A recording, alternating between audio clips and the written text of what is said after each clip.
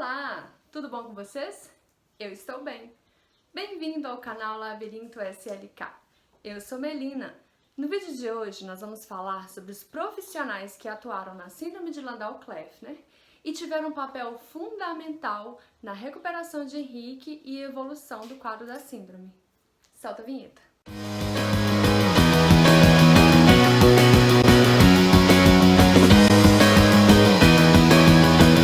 Com exceção do neurologista, nenhum dos profissionais que atenderam Henrique tinham, a princípio, qualquer experiência com a síndrome, o que não era de se estranhar, afinal, trata-se de uma síndrome rara.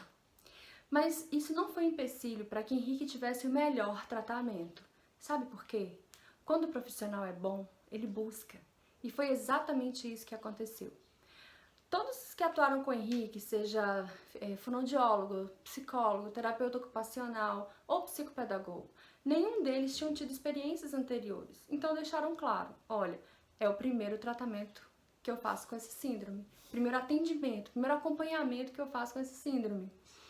Mas o que eles fizeram? Eles buscaram, deram o melhor de si. E sou grata a cada um dos profissionais que atenderam o Henrique até aqui, porque eles tiraram experiência, buscaram informação. Alguns até já tinham estudado na faculdade, mas acompanhamento e tratamento, eu acho que foi o caso de todos eles. Como eu te disse, com exceção do neuropediatra, né, que já conhecia, que já tinha experiência com outros casos. Bem, Henrique foi atendido por profissionais da área da fonoaudiologia, psicologia, terapia ocupacional, psicopedagogia, também foi atendido por nutricionista e por um endocrinologista. Eu vou relatar para vocês agora a atuação de cada um desses profissionais e o papel que eles tiveram no desenvolvimento e evolução do quadro. Bem, vamos lá.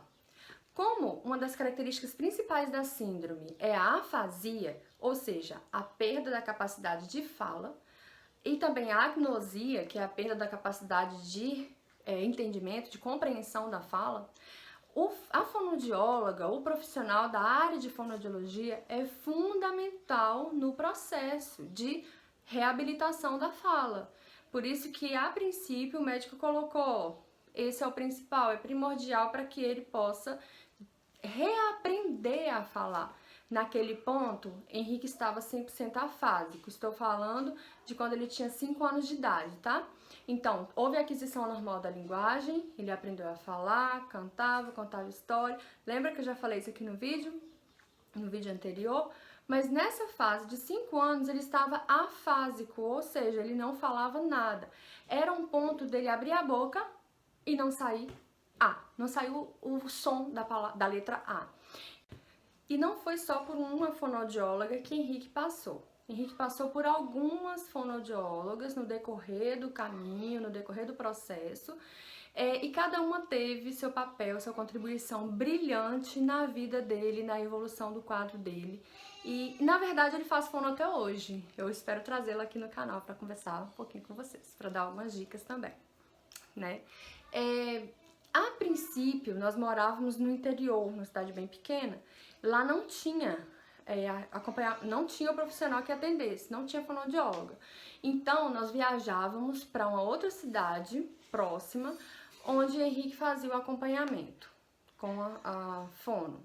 E eu assistia às sessões, era muito interessante porque eu assistia, ficava prestando bastante atenção nos jogos, na forma como ela abordava, a dinâmica, né, do processo, a dinâmica da sessão, eu observava bastante. E aí em casa eu repetia, eu fazia, comprei jogos parecidos com os que ela atuava com o Henrique na sessão e brincava em casa com ele de forma a estimulá-lo cada vez mais. Isso foi muito interessante. A princípio, a terapia, as sessões aconteciam de uma forma bastante lúdica. Eram joguinhos mesmo, eram brincadeiras. E a dica que a primeira fono me deu foi: não fica usando a palavra e repetindo, não. Por exemplo, pegar o objeto e ficar bola, bola, bola. Não.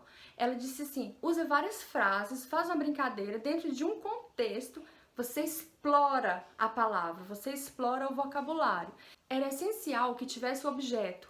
Era essencial que ele percebesse do que estávamos falando de forma concreta, porque abstração não funcionava para ele. Nada que fosse abstrato funcionava para o entendimento dele. Então, por exemplo, a dica que ela deu era pegar a bola, pegar o objeto e brincar com ele.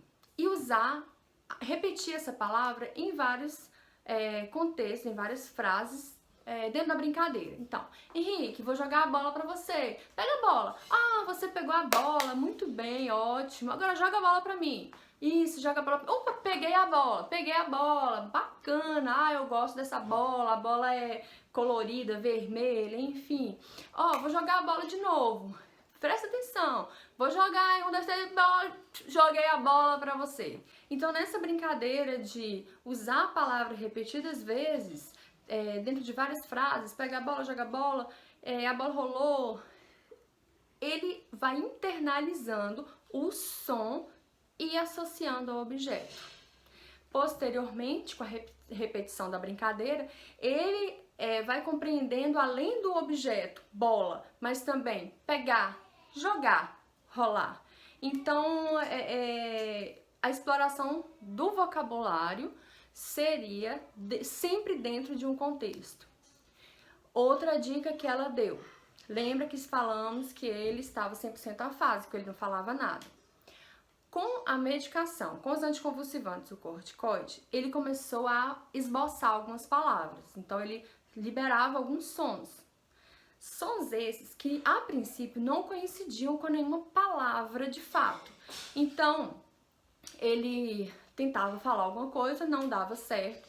O ideal é que eu tentasse entender o que ele falava e sempre estimular, querendo mais. E esse estímulo, essa forma assim de parabenizar, bater palma, falar isso, muito bem, foi solicitado que fosse feito tanto quando ele atendesse a um comando, quando ele participasse bem, como quando ele tentava falar. Só do fato dele tentar falar, dele esboçar algumas palavras, dele balbuciar algumas palavras, já era motivo da gente comemorar e incentivar. E ele gostava muito, ele interagia bastante, era fantástico.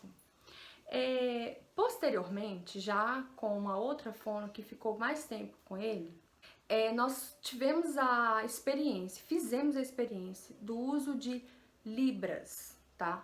O neurologista, na época, condenou, falou, não, ele tem que falar, não usa gesto não, porque gesto não vai, o nosso objetivo não é fazer gesto, não é que ele aprenda a língua de sinais, ele precisa falar.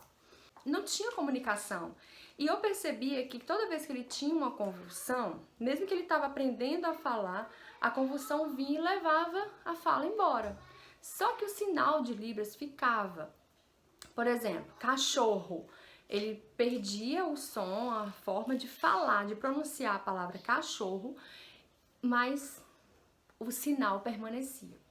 Por quê? Outra área do cérebro que é trabalhada durante o uso de Libras, durante o uso de língua de sinais.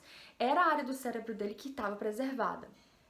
Então, lá cá no interior, nós usamos. Fiz um curso de Libras, a fono conhecia alguma coisa, então usava Libras, usava fala, usava objeto, usava tudo. Era um estímulo total que a gente fazia com ele para tentar a comunicação. E deu muito certo, foi muito bom. Ele aprendeu Libras, ele reabilitou a fala, chegou um momento que nós pudemos deixar as Libras e apoiar somente na fala. Então, na verdade, nós não usamos Libras apenas. Foi um elo de comunicação que a gente precisava naquele momento, foi muito válido. Depois o neurologista chegou à conclusão, falou, que bom que vocês usaram, né? Mas, a princípio, ele condenou, e eu entendo porque o estudo que ele tinha feito até ali era baseado no estímulo da fala, da reabilitação de fala. E ele não queria que prejudicasse, ele não queria que houvesse nenhuma interferência de forma, ou nenhum apoio, né, que substituísse a fala. E não foi isso que aconteceu. O que aconteceu foi o uso de uma ponte, uma ferramenta de comunicação para que ele entendesse o que era solicitado dele, para fazer aquele elo mesmo entre o significado e a fala que depois foi desenvolvida. Com o desenvolvimento da fala, não precisamos mais de Libras. Hoje ele usa Libras quase em nada ou em nada praticamente. conhece algumas coisas, o que é muito interessante também, é uma segunda língua que ele tem, mas hoje é 100% na fala, é 100% focado na fala. Hoje, aos 18 anos, quer dizer, hoje quase aos 18 anos, ele tá com a outra fono, a gente começou um trabalho recente com ela, só que de uma forma muito mais madura, muito mais tranquila, porque durante todo o processo era a mãe que queria que ele fosse, o médico que indicou a fono. Hoje, Henrique já entende a real necessidade de praticar mais, de lapidar a fala e tornar cada vez mais compreensível para ele interagir com outras pessoas e com o mundo ao seu redor. O que a fono atualmente explica é que ele desenvolveu o seu próprio sistema de comunicação. Então tem algumas palavras que ele pronuncia de forma diferente, não estamos aqui entrando em conceitos de certo e errado, tá? A pronúncia da palavra acontece de forma diferente, então a ideia é que não se mexa no sistema de comunicação que ele já restabeleceu, mas que se mexa com algumas palavras para melhorar, para tornar a comunicação cada vez melhor. O acompanhamento com a psicóloga não foi contínuo, como acontece com a fono, que está desde o início do diagnóstico até hoje. A psicóloga atendeu nesse primeiro momento, orientou, chegou um ponto que ela dispensou, ela liberou para que ele desenvolvesse, ele reabilitasse mesmo a condição da fala. Outros momentos posteriores, principalmente início da adolescência, nós precisamos retornar para a psicóloga para que ela nos orientasse novamente. E assim, gente, com todo prejuízo de fala, com todo prejuízo de comunicação, atraso na escola, Henrique manteve uma autoestima elevada, uma capacidade de superação incrível. Então, assim, a psicóloga só disse: que bom, percebemos aqui, é porque ela faz uns testes específicos, né, com cartas e, enfim, tem um material lá específico que ela faz o teste e percebe que Henrique, naquele momento de adolescência, no ensino médio, e mesmo convivendo com a dificuldade de comunicação e atraso escolar, ele estava muito bem, ele estava com a autoestima muito bem trabalhada, ele estava com uma vontade de superar, uma vontade de seguir em frente e uma vontade de fazer parte do grupo muito interessante. Então não houve necessidade de manter com a psicóloga. De vez em quando a gente pensa, precisa, às vezes ele mesmo demanda, ou às vezes ele fala comigo: mãe, você tá muito nervosa, vai lá conversar com a psicóloga. Então ele já sabe que o profissional que cuida da parte de emoções é o psicólogo, e precisando, ele já sabe a quem recorrer. Por volta de 7 anos, nós mudamos para uma cidade mais desenvolvida. E lá nós encontramos um grupo de profissionais que pudessem atuar, inclusive de forma integrada. Houve um trabalho específico que aconteceu entre a terapeuta ocupacional e a fonoaudióloga da época, que fizeram um trabalho em conjunto maravilhoso. Houve inclusive atendimento domiciliar, porque nesse atendimento domiciliar elas entraram no universo de Henrique, elas puderam observar como funcionava a dinâmica do lar, né, para poder atuar de uma forma bastante específica. Então foi um trabalho fantástico.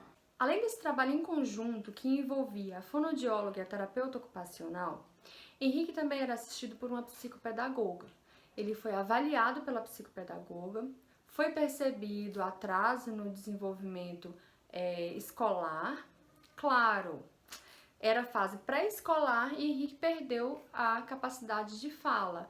Então, a alfabetização se tornou muito complexa, quase impossível. Houve ganhos e perdas constantes.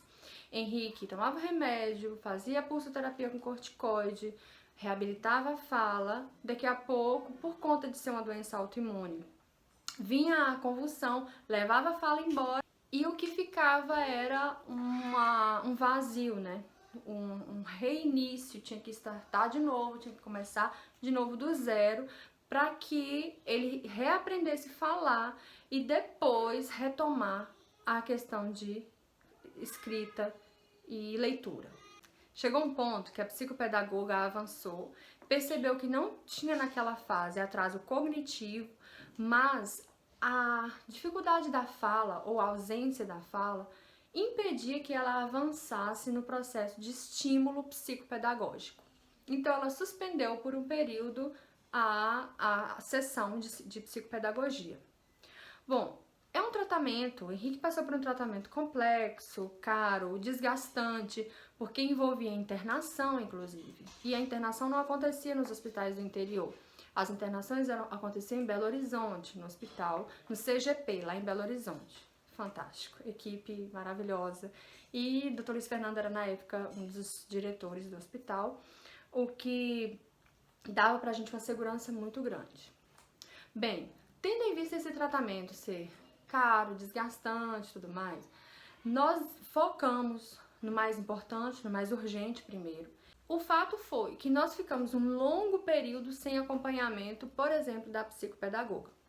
Ele retomou agora no ensino médio o acompanhamento com a psicopedagoga para tratar para ser estimulado mesmo com algumas carências, algumas deficiências que ficaram perdidas no caminho. Esse assunto de desenvolvimento escolar vai ser retomado no próximo vídeo e de acompanhamento psicopedagógico também, porque merece um capítulo à parte. Apesar dele não ter sido assistido por uma psicopedagoga fora da escola, houve todo um estímulo dentro das escolas pelas quais Henrique passou. E é um capítulo à parte muito interessante que a gente vai abordar no próximo vídeo para esse aqui não ficar muito extenso. Onde entra o endocrinologista que eu mencionei anteriormente. Gente, a síndrome de Landau-Kleffner é autoimune. Sendo autoimune, o tratamento é à base de corticoide. Então, por muito tempo, Henrique tomou corticoide em doses elevadas.